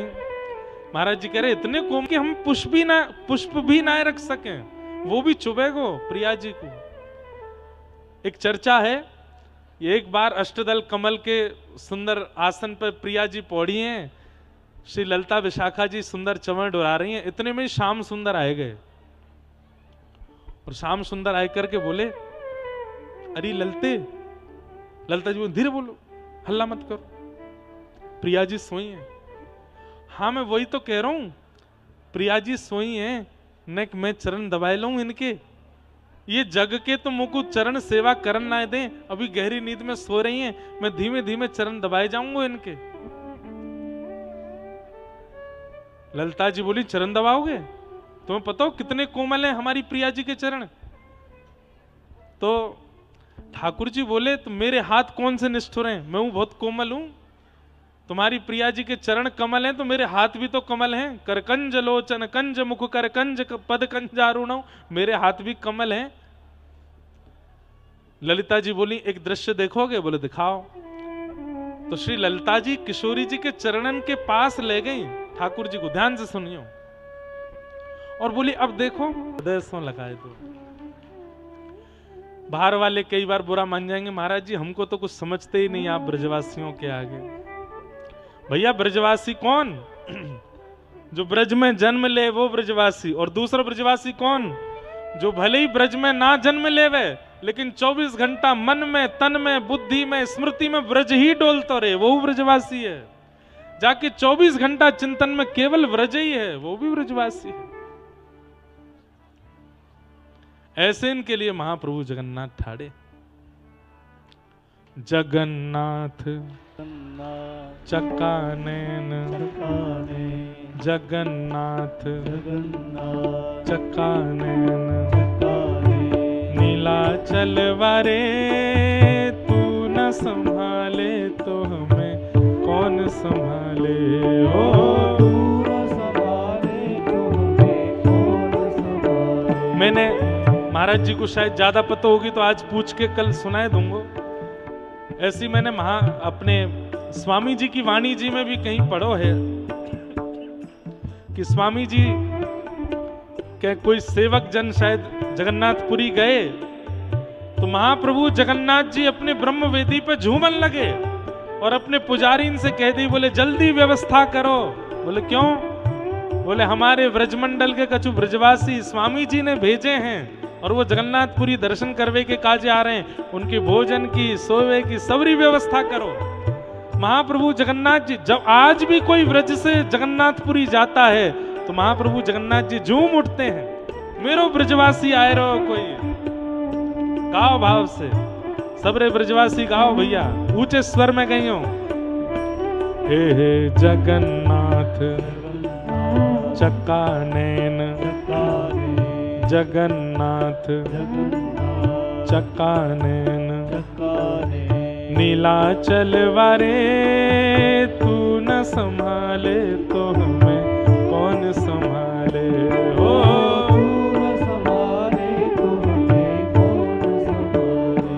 हो मेरी ये नैया है अब तो तेरे हवाले।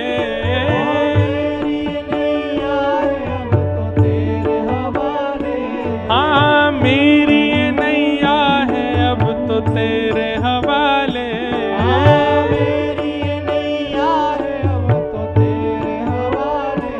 हमें तू न संभाले तो हमें कौन संभाले। हो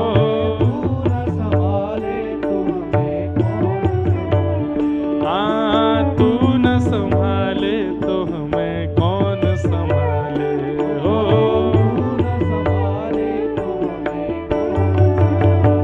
हे जगन्नाथ चक्का नैन, जगन्नाथ चक्का नैन, नीलाचल वारे तू न संभाले तो हमें कौन संभाले।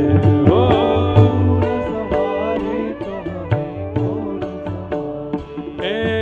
तू न संभाले तो हमें कौन संभाले। हाँ हे जगन्नाथ स्वामी मेरे नैनों के तारे।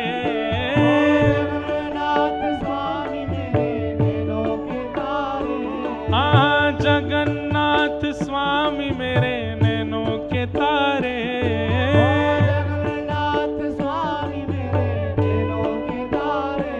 ओ मेरे सब्र काज स्वामी आप संभाले। हाँ हाँ मेरे सब्र काज स्वामी आप संभाले। हो मेरे प्रभु जगन्नाथ चक्का नैन, जगन्नाथ चक्का नैन, नीलाचल वारे तू न संभाले तो हमें कौन संभाले।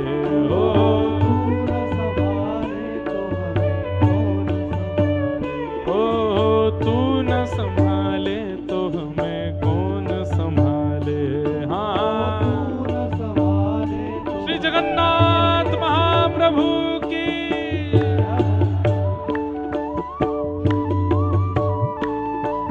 करताल बजाओ दोनों भुजा उठा के।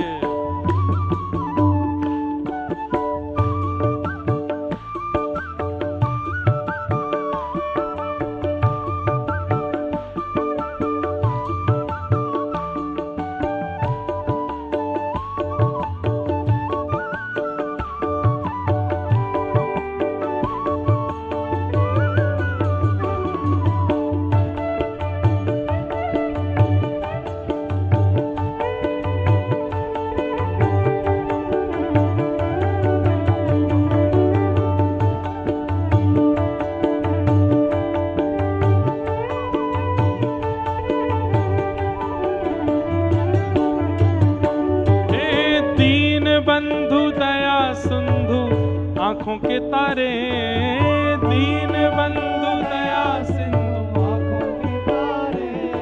हे दीन बंधु दया सिंधु नयन के तारे, दीन बलभद्र सुभद्रा संग आप विराजे।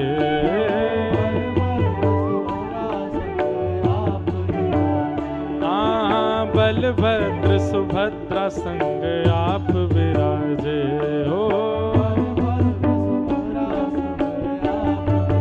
हे जगन्नाथ चक्कानैन, जगन्नाथ चक्कानैन, नीलाचल वारे तू न संभाले तो हमें कौन संभाले हो।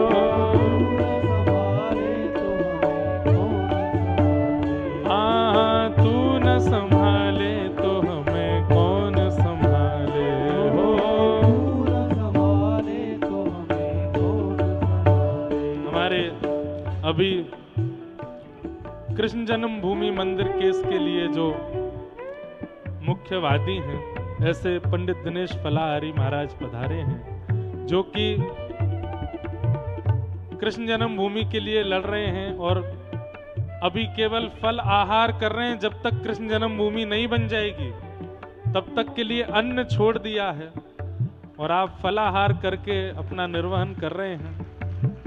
हम आप सब लोग महाप्रभु जगन्नाथ जी से भी इनके लिए प्रार्थना करें कि वो ही इनके इस कार्य को संभालें और श्री जन्मभूमि बननी चाहिए, ऐसी भावना से हम महाप्रभु जी से प्रार्थना करें।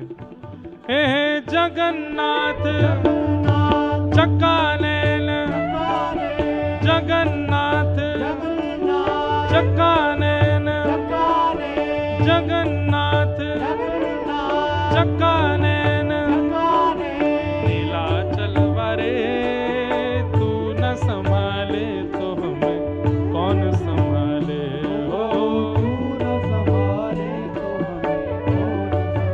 हे जगन्नाथ जगन्नाथ चक्कानैन, जगन्नाथ चक्कानैन, नीलाचल वारे तू न संभाले तो हमें कौन संभाले।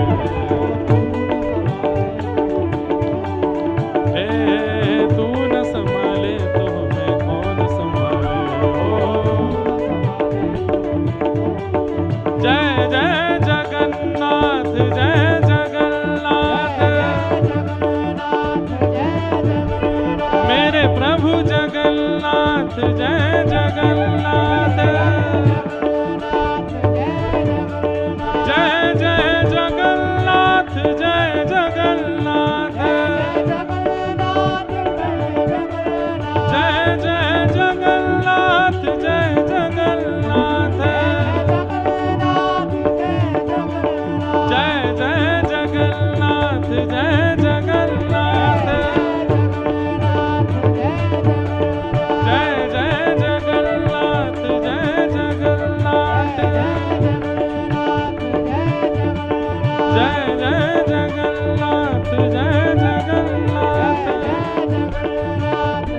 जय जय श्री राम, जय जय श्री राम, जय जय श्री राम। बोलो वृंदावन बिहारी लाल की, श्री राधा रमन लाल की, श्री राधा कुंज बिहारी लाल की, जय जय श्री राम। पूछरी के लौटा की हुप हुप प्यारे, क्या बात है बंसी वारे। तो यद्देवकी सुध पदाम्बुज लब्ध लक्ष्मी, वृंदावन की शोभा देख करके सब गोपियां बड़ी आनंदित हो रही हैं। गोपियों का ये वेणु गीत चल रहा है, अपने भाव से चलेगा। कल भी इसी विषय को लेकर के आगे की चर्चा करेंगे। आज के मंगल भाव को यहाँ विराम देंगे और पूज्य महाराज जी मंच पर विराज रहे हैं। आगे की जो जानकारी हो आप लोग श्रवण कीजिए और आरती करके फिर यहाँ से सब प्रस्थान करेंगे। श्री वृंदावन बिहारी लाल की जय। श्री स्वामी जी महाराज की जय। श्री स्वामी जी की कृपा से, समस्त आचार्य चरणों की कृपा से श्रीमद् भागवत रस चर्चा एवं निकुंज विलास रस महोत्सव पूज्य श्री इंद्रेश जी के द्वारा अद्भुत रस बरसाया जा रहा है। इसमें आज एक आ गया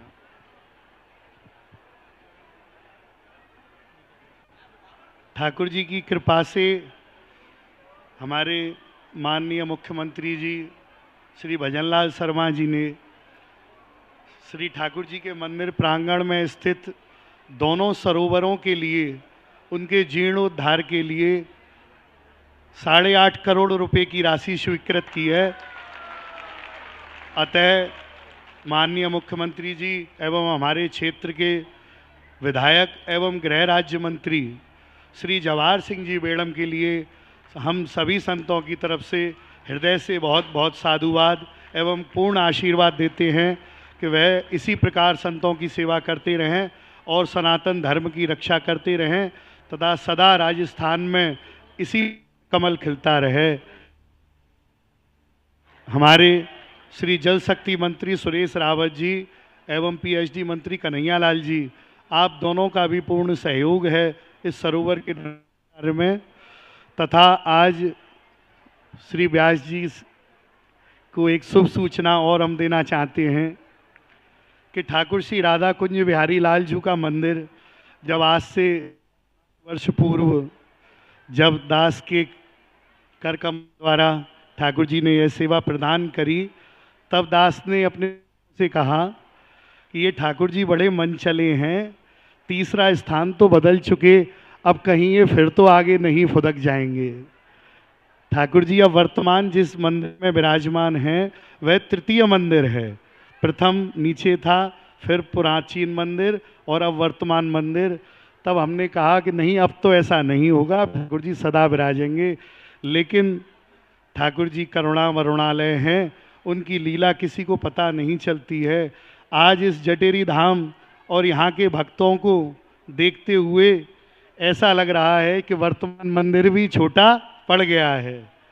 अतः श्री व्यास जी के सानिध्य में और सभी परम पूज्य संतों के सानिध्य में ठाकुर जी की कृपा से आज हम इस चीज़ की घोषणा हैं कि ठाकुर जी का श्री राधा कुंज बिहारी लाल का भव्य एवं दिव्य श्री राम मंदिर की तर्ज पर नव मंदिर का निर्माण कराया जाएगा, जिस नव मंदिर के निर्माण की आधारशिला जिसे कहते हैं वह होती है नींव। तथा उस नींव की सेवा के लिए हमारे परम प्रिय एवं हमारे बहुत ही प्रेमी हमारे बयाना से नैमी शर्मा जी, जिनको हम चाहेंगे आप मंच पर आएं, एवं भगवान दास जी शर्मा जी जो माननीय मुख्यमंत्री जी के मामा जी हैं, आप दोनों मंच पर पधारें। और अब श्री नैमी शर्मा जी ने व्यास जी ठाकुर जी के मंदिर की जितनी भी नींव में पत्थर लगेगा, चाहे वो 5 करोड़ हो, चाहे 10 करोड़, चाहे 20 करोड़, सारी सेवा आपके द्वारा की जाएगी। इसलिए ठाकुर जी की तरफ से इनके लिए बहुत बहुत और सब संतों की तरफ से नैमी शर्मा क्या है अब नीम की व्यवस्था तो ठाकुर जी ने अपने आप करा ली। अब भैया नीम के ऊपर की व्यवस्था में सभी भक्त अपना सहयोग करें। बूंद बूंद से ही समुद्र भरता है और यह ठाकुर जी के मंदिर की सेवा सब भक्तों को मिल रही है, इसमें सब सहयोग करें। हमारे नैमी शर्मा जी एवं भगवान दास जी, आप दोनों के लिए बहुत बहुत हृदय से आशीर्वाद एवं आप सदा पूर्ण स्वस्थ रहें, प्रसन्न रहें। और सभी हमारे भक्त डीगवासी, श्री ब्रजनगर वासी, अलवर वासी एवं समस्त वृंदावन वासी, मथुरा वासी, कामवन वासी, श्री गोवर्धन वासी, श्री नंदगाम वासी, श्री बरसाना वासी, दाऊजी वाले एवं समस्त ब्रज 84 कोश के समस्त ब्रजवासियों का हम हृदय से हार्दिक अभिनंदन करते हैं। उन्होंने बड़ी कृपा की, जो यहाँ उत्सव में आकर यहाँ की शोभा को बढ़ाया, तथा सभी इसी प्रकार संतों का और ब्रजवासियों का सदा प्रेम बना रहे एवं बाहर से पधारे हुए सभी भक्त सदा ठाकुर जी की इसी प्रकार भावना में लगे रहें और श्री जी की कृपा सबके ऊपर पूर्ण बरसती रहे। हे श्री श्यामा नागरी प्यारी करहु कृपा की कोर, ऐसो रंग और रस बरसावो अब जटेरी धाम को मचे शोर चहुं ओर। एवं हम श्री दिनेश फलाहारी जी से विनती आग्रह करते हैं कि आप 2 शब्द अपने भी सभी जन सामान्य को संबोधित करें। बोलो गिरिराज महाराज की। पूज्य महाराज जी के चरणों में दंडवत प्रणाम। और हमारे पूज्य व्यासपीठ पे बैठे पूज्य इंद्रेश जी महाराज जी के सहयोग से हम ये कृष्ण जन्मभूमि मंदिर मथुरा की लड़ाई लड़ रहे हैं। आप सभी ब्रजवासियों की कृपा से, आप सभी यहाँ आए हुए भक्तों की कृपा से श्री कृष्ण जन्मभूमि मंदिर पर जो धर्म युद्ध चल रहा है, उस धर्म युद्ध को आप सभी के सहयोग से हाई कोर्ट और सुप्रीम कोर्ट में लड़ रहे हैं। हमारी और सभी आप सभी की यही इच्छा है कि जिस प्रकार अयोध्या में रामलला का दरबार सजा है, उसी प्रकार मथुरा में भी पूज्य संतों के आशीर्वाद से, पूज्य महाराज जी के आशीर्वाद से भगवान श्री कृष्ण का भव्य और दिव्य मंदिर मथुरा में बने। क्योंकि मुगल शासकों ने तलवार के दम पर जो हमारे मंदिर पर कब्जा किया था, वो आज योगी और मोदी जी के सहयोग से और कलम की ताकत से और न्यायालय के सहयोग से ये लड़ाई हम अवश्य जीतेंगे। बोलो गिरिराज महाराज की जय।